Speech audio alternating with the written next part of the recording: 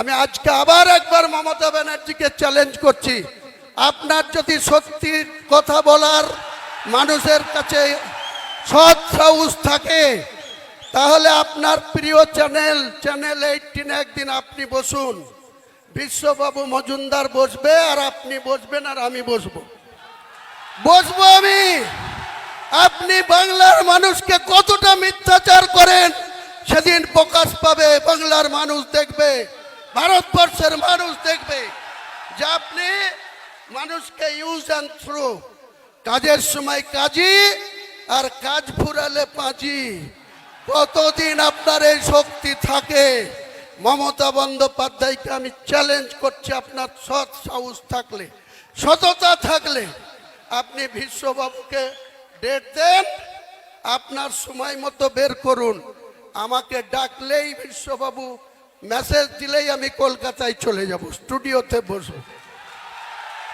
আপনার সঙ্গে যদি আমি কোনো গদ্দারি করে থাকি, কোন রকম কোনো অসহযোগিতা করে থাকি, নিশ্চয়ই আপনি বলবেন। আর আপনি আমার সঙ্গে কতটা মিথ্যাচার করেছেন, কত রকম মিথ্যাচার করেছেন, সেদিন বাংলার মানুষকে একবার নতুন করে আর একবার মনে পড়াবো, জানাবো। সিদ্ধান্ত নেওয়ার মালিক বাংলার জনগণ, সিদ্ধান্ত বাংলার মানুষ নেবে। আপনি আমাকে বলছেন গদ্দার। আপনি রাতের অন্ধকারে মালদা থেকে এসে আপনি আমাকে সাসপেন্ড করার কার সাথে কথা বললেন? লালগুলার বিধায়ক মোহাম্মদ আলী, ওই রঘুনাথগঞ্জের বিধায়ক মন্ত্রী আকরুজ্জামান, মুর্শিদাবাদের এমপি আবু তাহের খান, বহরমপুর পৌরসভার পৌরপিতা নাড়ুগোপাল মুখার্জি, কাঁদির বিধায়ক সাংগঠনিক সভাপতি অপূর্ব সরকার, তাদের সঙ্গে বসে আলোচনা করে বললেন যে হুমায়ুন কবিরকে যদি দল থেকে সাসপেন্ড করি বা বের করে দিই, মুর্শিদাবাদের ক্ষতি হবে? তারা নির্দ্বিধায় বলে দিল কোনো ক্ষতি হবে না। আমি মমতা ব্যানার্জি আপনাকে মুর্শিদাবাদে 2011-তে একটা পেয়েছিলেন, আর 2004-এ আমাকে প্রার্থী না দিয়ে শুভেন্দুর কথায় 22টা প্রার্থী দিয়ে 4টে জিতেছিলেন। আর হুমায়ুন কবির আবার আপনার হাতে পায়ে ধরে এই তৃণমূলে এসে 20টা পায়ে দিয়েছিলাম। আজকে চ্যালেঞ্জ আমার, কোন শক্তি থাকলে মুর্শিদাবাদে আপনি খাতা খুলে দেখাবেন।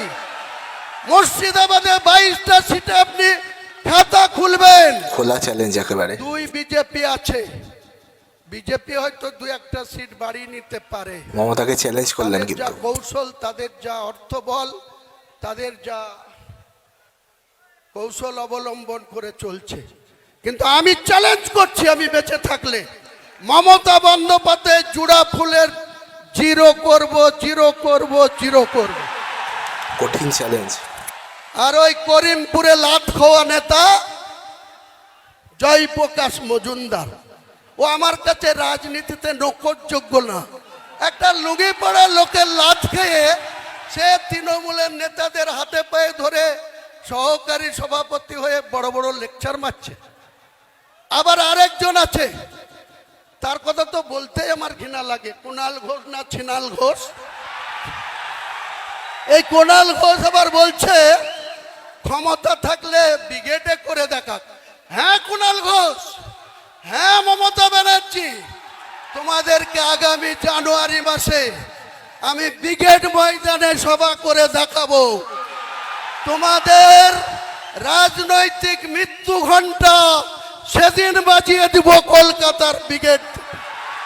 পারলে তোমরা ঠেকিয়ে নিও, পারলে হুমায়ুন কবিরকে রুখে দিবা। আমি তারিখ ঘোষণা করছি না, 31শে জানুয়ারির আগেই হবে ব্রিগেডে সভা। জানুয়ারি মাস পার হতে দেব না, কারণ আপনারা জানেন ব্রিগেড মাঠটা সেন্ট্রাল গভর্নমেন্টের আন্ডারে, তাদের এনওসি নিতে হবে।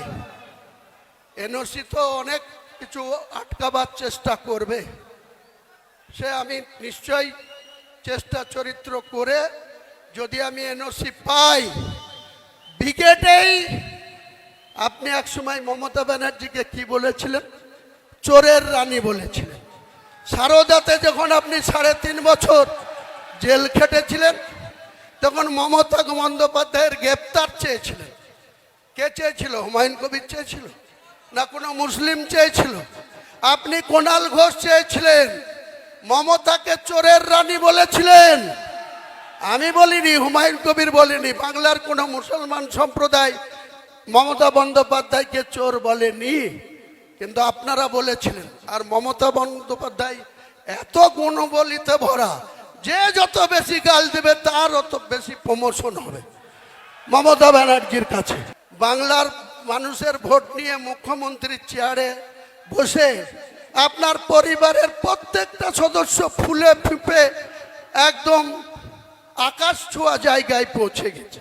আর আপনি বাংলার মানুষের জন্য যেদিন 13 মে 2011 বুদ্ধবাবুদের পরাজয় ঘটেছিল, 7 দিন পরে 20 মে আপনি বাংলার মুখ্যমন্ত্রী হয়েছিলেন। সেদিন বাংলার মানুষের মাথা পিছু আয়ের কত ছিল, টোটাল আয় কত, ঋণ কত ছিল? 1,96,000 কোটি। আপনি খেলা মেলা পুজো বিভিন্ন উৎসব আর আপনার মনের মতো করে রং তামাশা করে আজকে আপনি 7.5 লক্ষ কোটি টাকা ঋণের বোঝা বাংলার মানুষের উপরে চাপিয়েছেন। আপনাকে এর জবাব 2026-এ বাংলার মানুষ নেবে। কিছু মুসলমান আছে 1 মাস ব্যাপী রোজা রাখার পর আমাদের খুশির ঈদের জন্য গোটা বাংলা না গোটা ভারতবর্ষে জমা মসজিদ থেকে শুরু করে ভারতবর্ষের মুসলিমরা, পুরুষ মানুষরা ঈদের ময়দানে নামাজ পড়তে যায়। সেখানে কোথাও মহিলাদের এন্ট্রি নেই। 10 বছরের নিচে বাচ্চারা যায় খুশির ঈদে, কিন্তু প্রাপ্তবয়স্ক কোনো মহিলা ঈদের ময়দানে যাওয়া নিষেধ আছে।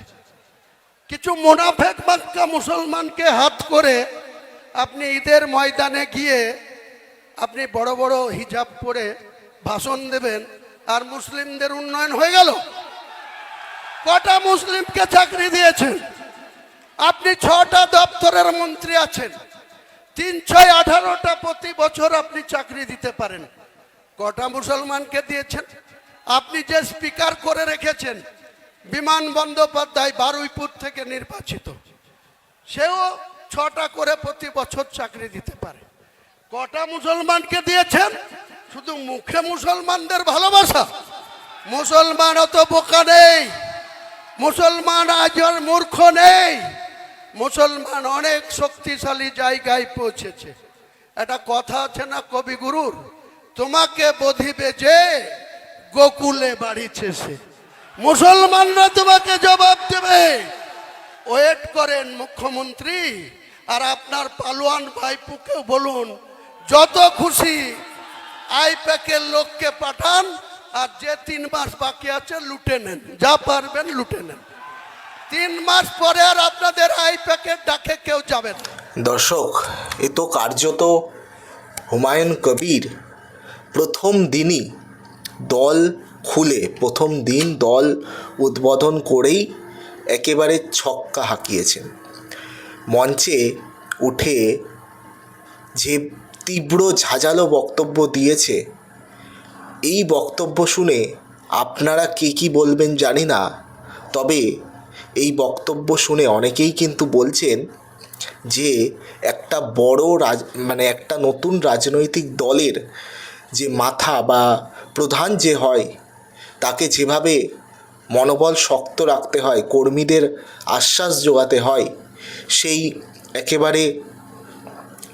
সেই রকম একটা যোগ্য ব্যক্তি হুমায়ুন কবির।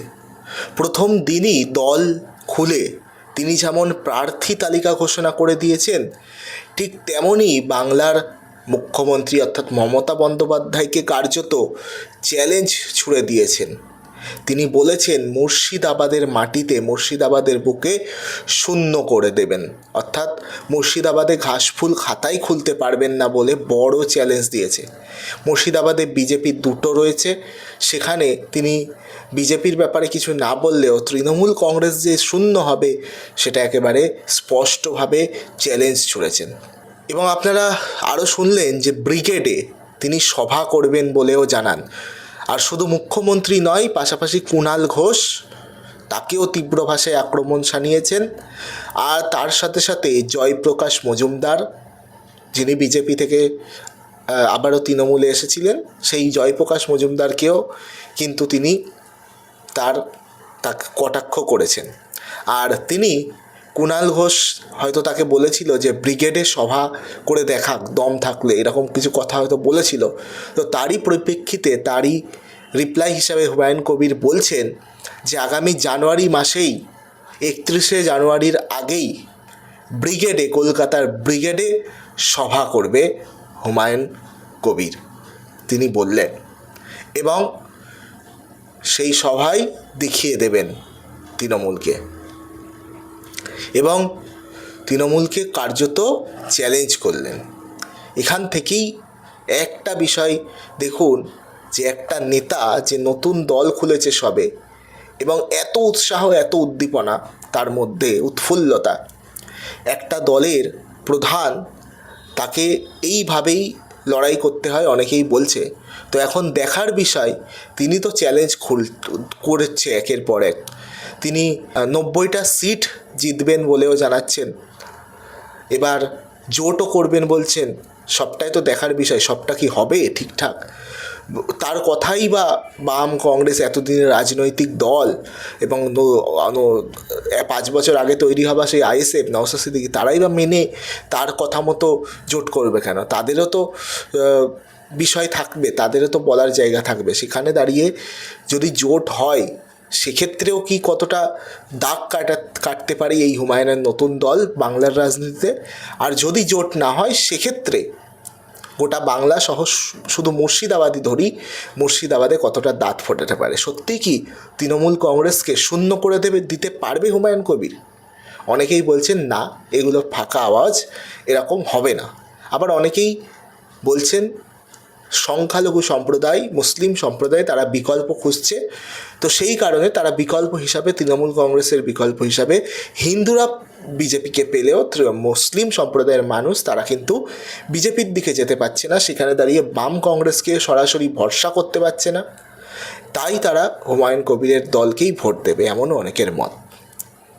আপনাদের এই যে ইনি যে বক্তব্যগুলো দিল, এবং এই বক্তব্যে আপনাদের যদি কিছু বলার থেকে অবশ্যই বলবেন। এবং 2026 বিধানসভা নির্বাচনে ইনি যে এখন দল খুলেই যে ঘোষণা, মানে যে চ্যালেঞ্জ ছুটছেন, যে উদ্দীপনা দেখাচ্ছেন, সত্যিই কি 2026-এর বিধানসভা ভোটে দাঁত ফোটাতে পারবে হুমায়ুন কবির?